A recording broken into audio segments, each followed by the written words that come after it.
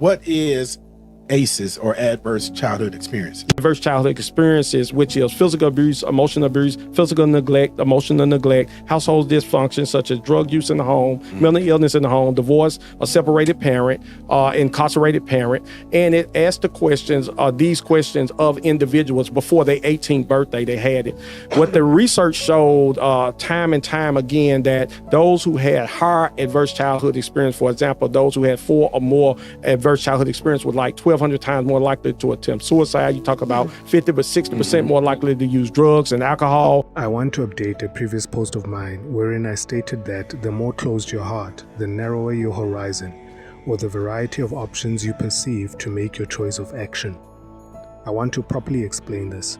Your horizon narrows in the positive sense, but it expands in the negative sense, meaning the more closed your heart, the more ways you will find to self-destruct. But the more open your heart, the more expansive your positive horizon. Your horizon is your perspective. If it is predominantly negative, you are gradually killing yourself and those closest to you. If positive, you uplift yourself and those around you. Sometimes if you speak true words, let's say, but you speak them in the wrong time, because the energy of the other person is in closing mode. It doesn't matter how truthful your wordings have been. The truth is, it doesn't reach the other person because the energy is closed or the heart was closed. Now, an opportunity is only as good as the perspective that wields it. Balance is key. You don't want to be extreme in any direction, positive or negative. Too positive and you're naive. Too negative and you're miserable and conniving. You want to be predominantly positive, but with a healthy minority dose of negativity as your grounding or cynicism. This as a measure of how open your heart is. Anything handed to or founded by a person without this specific balance will either be taken for granted on the positive side or self-sabotage on the negative side.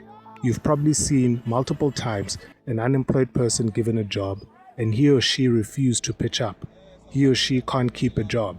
The trauma-based insecurities that facilitate his or her homelessness inhibit that person's optimal functioning and may even drive him or her to make bad decisions by narrowing his or her positive perspective and expanding the negative one.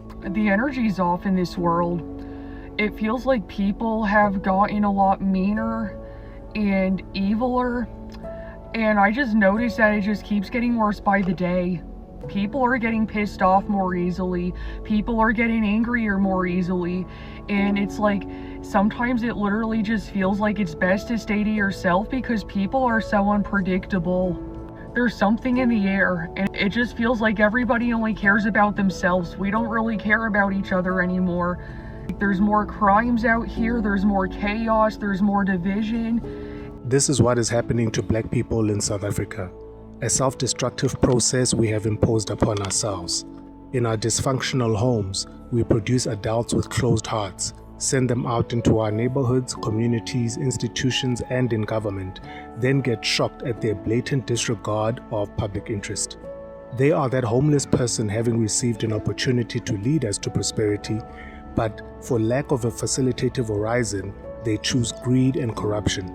So our continued focus on the short term counts for something, as I've said in my previous post, but only insofar as we use the time it buys us to address root causes. Thus far, still too few of us show interest in sweeping under the carpet. Most people who trust are naive, and naive is not a virtue. It's a fault. It's partly a fault because if you're naive and you run into someone who's malevolent, including you, they might do you incalculable damage so that you will never recover.